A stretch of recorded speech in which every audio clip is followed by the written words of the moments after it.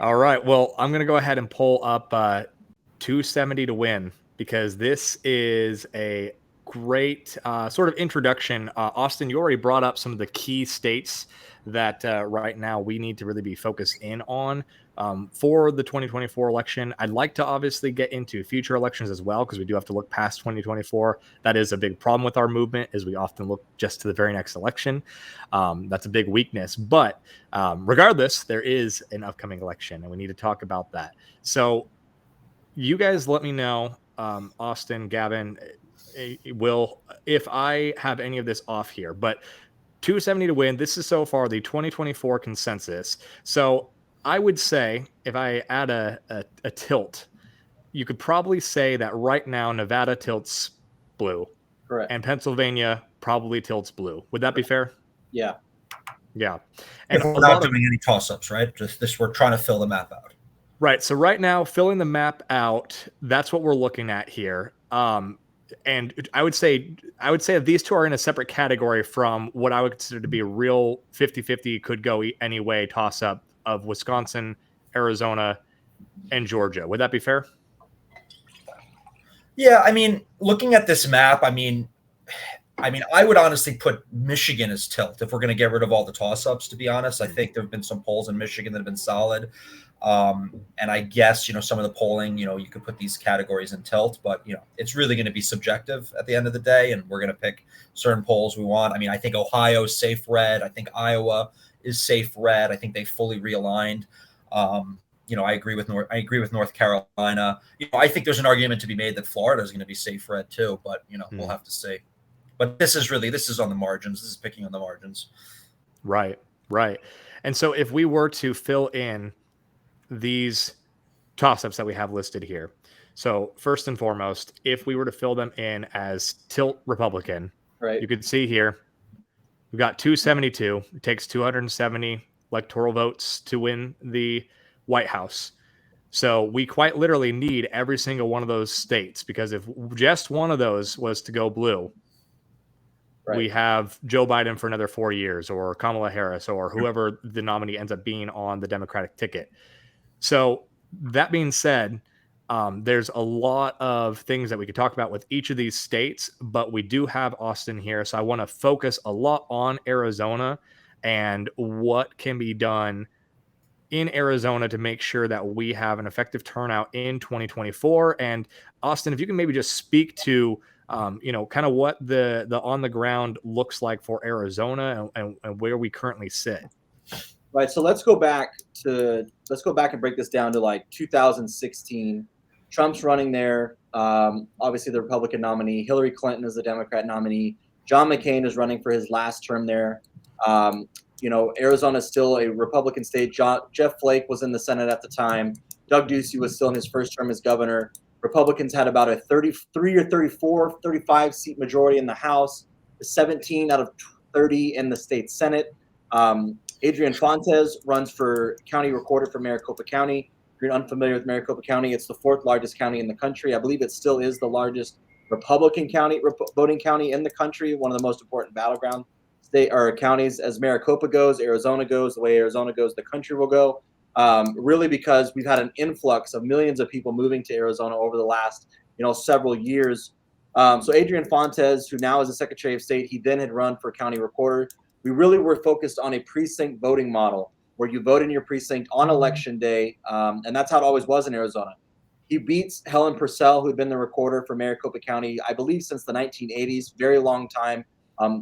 Went way past her time that she needed to be there for the county recorder's office, gave too much ground to the left, to the Mark Eliases of the world, the Democrats that came here to Arizona, just population change that happened in the state. So Adrian Fontes becomes the county recorder in 2016. He runs his first election for Maricopa County in 2018. Martha McSally was running for the United States Senate at the time against Kyrsten Sinema, who had been a state legislator in Arizona in a swing area of the state of Maricopa County, then became a congresswoman who really did have somewhat of a, moderate tone, somewhat of a moderate record, but not on the, key Democrat platform issues, abortion, the Second Amendment, healthcare, taxes, working rights, so on and so forth. She runs for the United States Senate, gets the Democrat nominee. Doug Ducey wins, hand over foot for his reelection because he had a lot of name ID plus a record that he was running on. Sinema had a lead, going in through election day. They had a lot of mail-in ballots already out. We had the vote center model where polling locations did go down, but it wasn't that big of an issue like it was in 2020, 2022. 2020 rolls around. Adrian Fontes is still the Secretary of State. And, Arizona wasn't the only state where the secretaries of state went around their state legislatures and had a mass mail-in ballot system where that wasn't the law, where that just happened. So Maricopa County, obviously being the battleground that it is, 2022 rolls around. Actually, I should say it took almost 30 days for them to call the election in Arizona because of the mail-in ballots, because of people dropping them off on election day in Maricopa County. That was the debacle. That was 2020.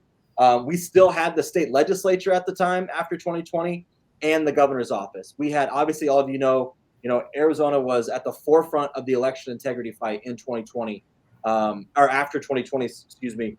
And Doug Ducey was the governor. Rusty Bowers, who some of you may know of, was the Speaker of the House, and Karen Fann was the President of the Senate. Given when credit's due, Karen Fann was more of a establishment moderate legislator, and when she was Senate President, but she helped initiate the Maricopa County audit and brought a lot of the election integrity bills forward. Rusty Bowers either blocked or really killed, and some other establishment Republican legislators in Arizona for the election integrity fixes when Doug Ducey was governor. Back to square one in 2022. Obviously, everybody was nervous about the mail-in ballot system. There was no way to legally get around it. The right doesn't have a Mark Elias's of the world for here in Arizona. Arizona is drastically underfunded. Blake Masters was left to fend for himself. Essentially, Mitch McConnell's didn't help. The RGA was nowhere to be found for Kari Lake. They didn't spend as much money as they needed to. Mark Fincham, who's running for Secretary of State, obviously didn't get enough. And so they're all the Democrat nominees that we have run against here in Arizona are not that popular in a state that structurally is conservative. But when you have, moderate Republicans or election laws in place where the left has been able to manipulate our elections, perfect example, Maricopa County, it's not Stephen Richer, who's our county recorder now, who beat Fontes in 2020, that actually runs our elections. He facilitates them as in counts the votes when they bring to the recorder's office. It's the Board of Supervisors that oversee our elections. And so in 2022, a lot of Republicans were excited to vote on election day because of the sour taste that was left in their mouth in 2020, of how well the left can manipulate, or I should say, prostitute the mail-in ballot system. And so that wasn't changed here in Arizona. And so what happens is that, 60% of the voting locations went down on election day. And why is that a problem? Well, when you have voting locations, you have hundreds, if not thousands of people going to one central area to get an on-demand printing ballot. That there's issues. They have the wrong size paper to print ballots on election day. So people who have to work a 9-to-5 job or 8 to 4, 8 to 6 can't stand in line all day. And the response from the county recorder's office and the Board of Supervisors was, well, those people had other places to vote.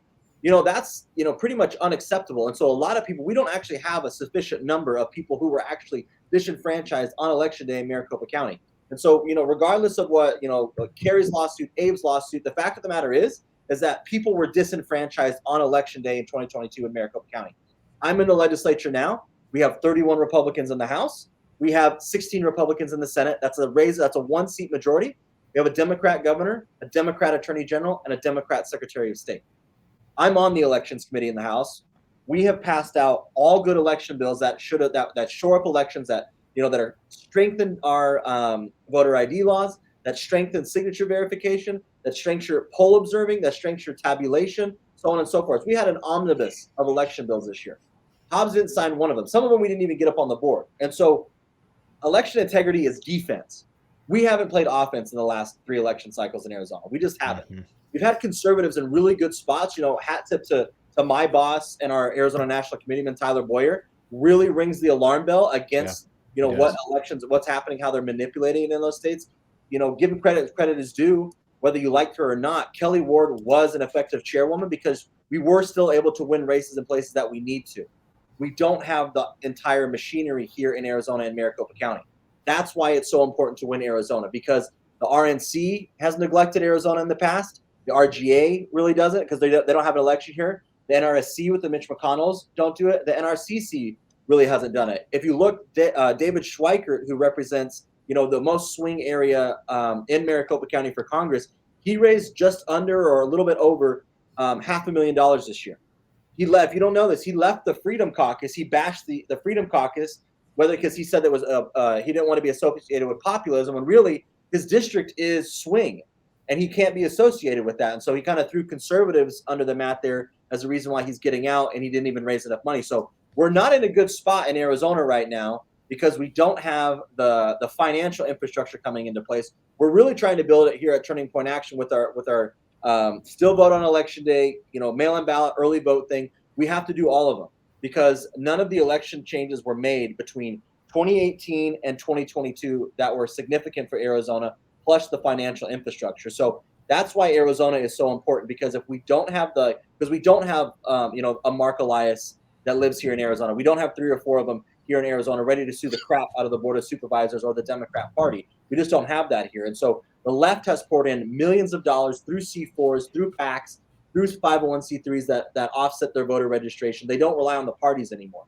And this is what the Democrats have figured out in Arizona, because they mimicked it from Colorado to Arizona. And so we're fighting it tooth and nail in Arizona because we're just on the margins here. And Gavin brought it up. These elections will be won on the margins. And so that's why Arizona is so important. Kari Lake, I think it was like 14,000 votes between her and Hobbs, 200 votes for Abe Hamadeh and Chris Mays. That's how thin these margins are going to be. And that's going to continue to be in that place until we can take Arizona back. Yeah. Yeah. In the chat, Shara said, establishment Republicans are just as bad, in my opinion. And Nika3 said, yes, Shara, lots of Uniparty members in both sides of the aisle. Carmen says, I live in Maricopa County, moved here in 1980. I am voting for DeSantis, which that's fair. Right now, we're mostly just focusing on the general. We can talk through the primary a little bit at some point. I'm sure we're all itching to talk more on that as well, since it is the topic of the day. But I wanted to talk through there, Austin. You brought up Kari Lake and you brought up the Attorney General race. So with Abe Hamadeh only losing by, I think it was 208. It was right around 200 votes. So I know there's been a lot of litigation on that front. Can you give us a super quick update on where that stands? Yeah. So really grateful for Abe Hamadeh, good buddy of mine. He would have been the first young Republican ever elected Attorney General. He's a really good guy, really good conservative. Fighting tooth and nail through his court cases. He had to get it set up in Mojave County because no judge in Maricopa County obviously would hear the case. So he made it to Mojave County to ask for a new trial. The judge unfortunately said no trial. So he's appealing it to the Supreme Court for the Supreme Court of the state of Arizona. So we'll see. He's fighting tooth and nail, and there's ballots that still haven't been counted. And I'll name names. Rachel Mitchell, who's the county attorney for Maricopa, she hasn't been very helpful in the fact of getting those ballots that are left in Maricopa County. We have to have a conservative county, Mojave, the Yavapai, Cochise, that will take Abe's case, but obviously he's going to appeal it to the Supreme Court. Whatever he needs, I'm backing him all the way. The legislature obviously signed on earlier in the year for an amicus brief supporting his case. It's the closest race in the history of Arizona, and there's ballots that still haven't been counted. And we have to find a levy through the court system to actually do it. And it's really interesting because this hasn't happened in hundreds of years, and there's over 100 years where there was a governor who did win, and after court cases, it was overturned because it was within those margins as well. And so, if an attorney general's race in a midterm is going to come down to 200 votes in Arizona, it could be similar for the presidential race. It could be similar for the United States Senate race, because the left has poured all of their money into Arizona after 2016 when they thought that Hillary was going to be able to beat Trump in Arizona. They came for revenge in 2018. They did it effectively again in 2020. They did it effectively again in 2022. So this is really kind of the last stand in Arizona, because Abe Hamadeh's case election has really proven that. Wow. Well, hey, Celine, welcome into the chat. So, Will, I lived in Arizona for several years. You're still currently in Arizona. So maybe just give us your initial reaction to a lot of what Austin just broke down there as someone who's currently a citizen in the swing state of Arizona. It's profoundly upsetting. It's profoundly upsetting and disturbing. I mean, not what you said, not the saying of it, but the situation that it describes. again, for the same reason that when an election comes down to 200 votes, you know, at a county, a city, or whatever precinct of that size or state, how do you even say who won that election? And when you start piecing apart where the votes came from, and you start seeing it, and then you can't even get a proper fair hearing trial, I feel this in my heart as an American. I feel this in my heart as a citizen, and I, along with many people, struggle against the feeling of despair when confronting the reality of that the country that I grew up in, that I still love, has a stranglehold over its electoral process, which is supposed to make us unique as a nation. That there are these external strangleholds over our ability to conduct a free and fair election, and even to audit a free and fair election. I feel this in my heart, and so I'm really grateful, Austin. I think it was that you said, you know, we've been election interference or elections integrity is defense. We need to be playing offense. I appreciate that you framed it that way, because that fires me up. Like, okay, no more of this defense. Like, it's time to go to offense for these things. So I appreciate you.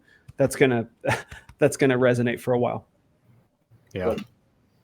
Well, Gavin, I want to bring you in on this because obviously you're in New York and you have a whole different beast there. And we're probably going to reference that all night, because I think you can give a unique perspective, because you are used to fighting. Because if you are going to be a conservative in New York, you're already starting 30 feet back from the starting line, compared to your competition, who starts about 30 feet ahead of the starting line. So based on kind of what Austin's been spelling out for us here, what do you see as being some of the weaknesses currently that you see in Arizona, as well as maybe some opportunities that we can start to take advantage of?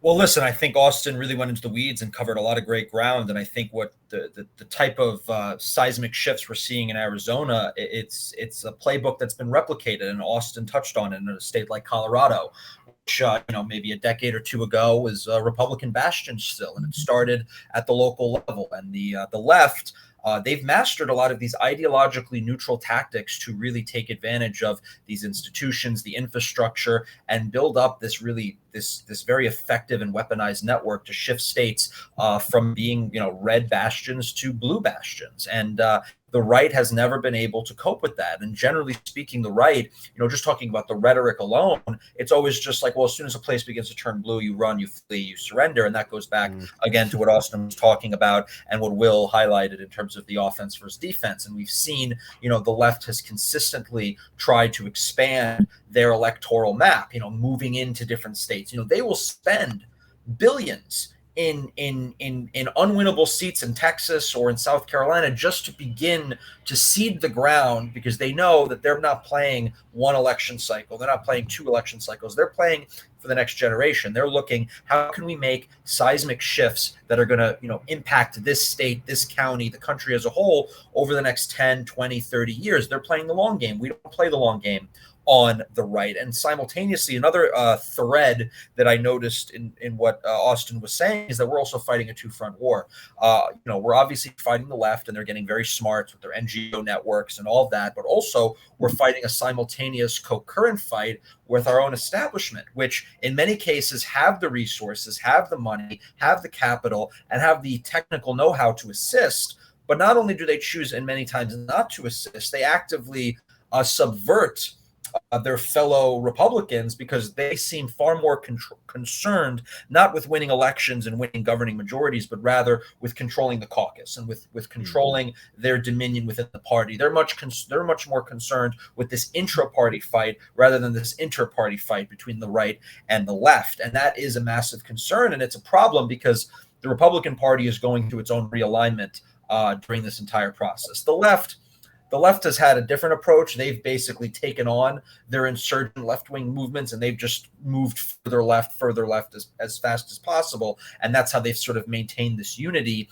And it's all based on sort of like a patronage system and power sharing and all that. And, the establishment in the Democrat Party is kind of, they're not too ideological, but they just cede ground to the left whenever they can. On the other side, you have the Republican Party, and it's a constant civil war. We've seen several of these. It goes beyond just Trump. We had this with the Liberty Movement, then we had it before with the Tea Party movement. It's been a series of like inter-signed fights within the Republican Party for leadership, and it's really, inhibited us from winning in states we should be winning by the margins we should be winning in. And a lot of these grassroots candidates are sort of left by the wayside and left to fend for themselves against far more well-funded candidates with far more infrastructure. So, we're seeing, like I mentioned, the Colorado strategy, the strategy where they're infiltrating these blue states. And obviously some of this is just, demographic trends. It's people moving in. It's these cities turning into political machines. And those things happen. And a lot of times you see Republican states actively welcome it. You've seen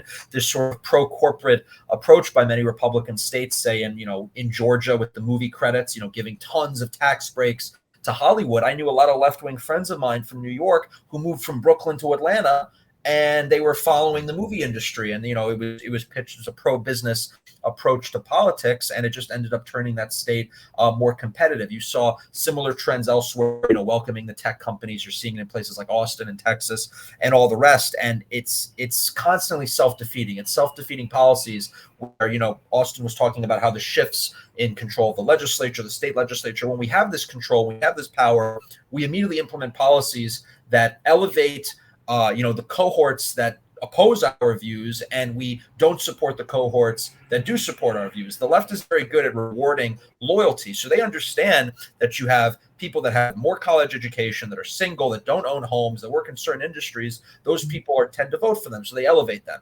Republicans, we look at the map and we say, okay, Christians vote for us, small business owners vote for us, families vote for us. But then when it comes to supporting or incentivizing those groups, then all of a sudden it's a small government. But this is we're bleeding into a broader ideological discussion there. But I also wanted to touch really quickly on a point that Will made earlier as well, that it isn't just an electoral political fight. I fully agree. It's multifaceted. We have the cultural fight. We have the spiritual fight, which I think is the most important. But at the same time, and you made this point, Will, you can't just say it's one or the other. And I think sometimes we've seen a lot of people say, I'm avoiding politics completely. I'm avoiding the culture wars, and I'm focusing on one thing. And that's where we lose. And I think that I don't remember the exact number. I looked it up earlier. There's a massive gap. If you look at the Christians in the United States, how many are unregistered? How many are not registered to vote? How many don't vote? And if you take that, just a fraction of that gap in terms of Christians that are voting and Christians that are not voting, we would win every election. So again, it comes down to the numbers are there. Like Austin said, structurally, a place like Arizona is a conservative state. The numbers are there in Mojave County. The numbers are there with Christians across the country as a whole, but we haven't really energized them. We haven't worked them. We haven't really brought them into a coherent system and infrastructure to turn out electoral wins and thus, bring about an American national renewal. As far as New York is concerned, I think, New York is actually, it's an interesting place. We just saw Lee Zeldin come in the mid to upper 40s in a place like New York. We're seeing a resurgence of the Republican Party in the outer boroughs of New York City. We're seeing, a tidal wave of Republicans elected on Long Island. There's certainly been pushback. I think New York, it's more of a cyclical state. It's a cyclical city. We've hit a point where it was so much one-party dominated nonsense that there was eventually going to be, a swing back on the pendulum in the other way. And I think a large part of the success and the wins that we've had in the Republican Party in New York has largely been this sort of just organic counter swing against the one-party dominance in Albany. But at the same time, I think if the Republican Party in New York, and obviously more broadly, I'm going to be biased because of my views, if they embraced a far more populist, style approach to politics, I think they would find a lot of fertile ground in a place like New York. I think in New York, we've seen the suburban, we've seen the loss of the suburbs, but that predated Trump. We were losing the suburbs in New York on Long Island and Westchester long before Trump. We lost the state Senate years ago. We lost, tons of assemblymen and tons of members of Congress in New York long before Trump emerged on the scene. And then when you see Trump's election and you see the numbers he's doing in certain neighborhoods and certain communities in Brooklyn and Queens and Staten Island, in these urban areas, you're seeing a shift. You're seeing a shift of a new, working class style Republican, a new, it's a Hispanic working class, it's a white working class, it's a different style Republican from the old country club. And the numbers are there. And if we were to embrace that in a place like New York, I think we would actually begin to see a reversion in trends. We'd begin to see a growth in the party, the growth in the number of elected officials, and starting to turn this one-party state back to something sort of competitive. But for the longest time, places like New York, places like California, they were the model for the left. They wanted to turn the entire country into effectively a one-party state where, the opposition, token opposition, would get 30-something% of the vote. They can't do anything legislatively. They're basically just, pawns for, some kind of bipartisan theatrics. And that was it. And then the left can run, wild with anything they wanted to do. I think in New York, it's pretty much been that way. I think there are trends that are moving in the right direction. If we're going to capitalize on them, though, it's going to take money. It's going to take resources. It's going to take energy. It's an expensive media market. And even though that there are baseline trends moving in our direction, if we don't have any sort of ideological understanding of why it's happening, if we don't actually have our pulse on the realignment, our pulse on the grassroots and the movement, the gains that, say, Lee Zeldin made are just going to evaporate in a cycle. And we're not going to be able to turn that from a one-off into a consistent, healthy progression towards a Republican renaissance in the state, which I think could happen. I think it could be in our lifetimes. It's not going to happen overnight. But beyond New York, look at the Northeast. We saw a gubernatorial election in 21 in New Jersey that was within a few points. Where was the RNC? Where were the Republican establishment? That could have been flipped. We saw a flip in Virginia. We saw a path there, for a certain brand of republicanism to win a state like Virginia. So there are a lot of places that we've actually seen successes, and that the Republican Party has had very little imagination in expanding them. And in fact, the House majority ran through New York. And this, again, is a state that's largely overlooked by Republicans. So I think they need to get past sort of the old dated electoral college or the electoral view of the country that, the states that were safe in 2000 are not the same states that are safe today. And the states that were competitive in 2000, it's like we're running 20 years behind. It's like they're on Windows XP still. It's like they're just several cycles behind, and they don't get it. And then all of a sudden they're shocked. They're like, oh my God, New Jersey was close. Oh my God, New York was close. Oh my God, we won all these congressionals in New York. And it's like, yeah, because we don't even test the waters. The left will throw money in South Carolina. The left will throw money in Texas just to test the waters. They'll spend, however many millions just to see what's our max. What are we maxing this cycle with Beto? Okay, so now we have some numbers that are kind of concrete. Okay, in 10 years, maybe we can flip Texas. That's how the left thinks. And on the reverse side, we should be spending that kind of money in Michigan and Wisconsin and PA. I mean, we were talking about the map earlier. I do think, Trump is going to Erie this weekend. This is not an early primary state. This is not a state that, is going to be very influential in the primary. That's a general election move. That's a general election move. And Erie County is the purplest county. He's starting to shift. Yeah. And he sees that, and it's also close to Ohio and all the rest. It's a strategic location. But, our path to the election in 2024 really runs through the Rust Belt. And I think a lot of the stuff I just touched on with sort of the populist shift, we'll get into it later, I'm sure, but it really ties back to the Rust Belt, but also holding ground in the Sun Belt. And I think, Arizona is a huge part of that, but we talked about Nevada. I think Nevada is realigning. I think there's trends in Nevada that are fantastic, and I think they could be taken advantage of. And we need to spend money there. We need to move that needle and expand the map. So we're not looking at 3 toss-ups. We're looking at 5 toss-ups, and that's a much better path and a lot more reassurance going forward with that padding. Right. Everything that you said is to me, if I was to sum up kind of a lot of what you were saying, especially when you brought up so many registered churchgoers that are not voting, ultimately politics is the left's religion. Right. Ultimately, it is a lot of what gives an atheistic worldview purpose. That's a lot of where social justice comes in. I mean, social justice, even you could argue, got its birthing from incorrect theology within the church. And, ultimately there are individuals who are focused in on this infighting. And, a lot of that's because there's a large portion of people that are more conservative leaning or apolitical that ultimately just want to be left alone. And of course, the party that wants to be left alone is always going to lose to the party that wants to control everything. We know this. We see this. A lot of people in the chat were talking about Californians coming and changing their state. They were talking about that with Colorado and so many of these other states. Arizona obviously has been affected by Californians. A lot of people that are fleeing right now are actually pretty conservative coming from California. And it is changing the demographics just all around. But either way, ultimately, us on the right who want to be left alone, we just want to start our businesses, we want to start our families, we want to go to church on Sundays, we want to just focus in on our spiritual life. This is where we do need to some degree to engage, because the reality is we're so focused on just preaching the gospel, well, ultimately the gospel is going to have a really hard time spreading under a totalitarian regime if it gets to that point. And the reality is we are trending that way. We're not there yet. Obviously, we've lost. I would say that we truly have lost some freedoms in this country. That's pretty evident by a lot of what we've seen over the past couple of years. But Well, look at at what the the same left time, does. Yeah. So I was going to say, look at what the left does. I mean, they infiltrate everything. It's their Fabian long march to the institutions, and the churches are no exception. I mean, they'll take over these churches and they'll wear, this religion like a cloak, and it's totally masquerading, and they're totally twisting scripture and twisting religion to suit themselves. And then they wonder, why all these woke churches are empty. And like you walk in New York, I see all these woke churches, and you walk by and it's completely empty. I mean, it's like cobwebs.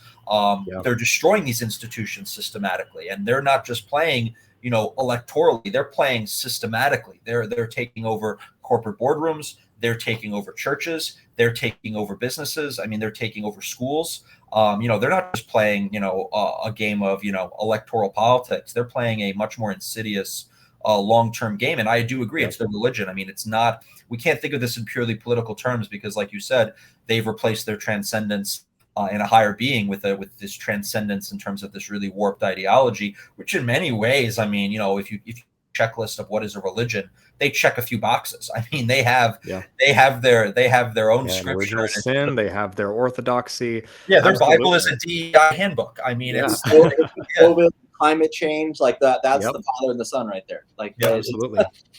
Yeah, and that's a lot of what this podcast is focused on. We're called Forge and Anvil because the whole point is that we are hammering out uncomfortable conversations. The forge and the anvil are two symbols of sharpening yourself. And it's not done, when iron sharpens iron, it's not two irons kind of get up to each other, hug one another. It's, it's a violent act, and the reality is I'm hoping that these conversations that many of the apolitical churchgoers do not want to have, I hope these conversations slightly make you uncomfortable, with a desire that you would be called to action, because there's not a single realm that Christ does not call out and claim that is mine. And that includes the realm of politics. Obviously, like Will said earlier, we don't want to find our hope in politics. But of course, to not be engaged is ultimately to watch freedom of religion and the ability to even gather as believers and not have to be an underground church. We can debate theology all day long, but ultimately we're going to be debating from a jail cell if there is not some proper change, with how we're running things here.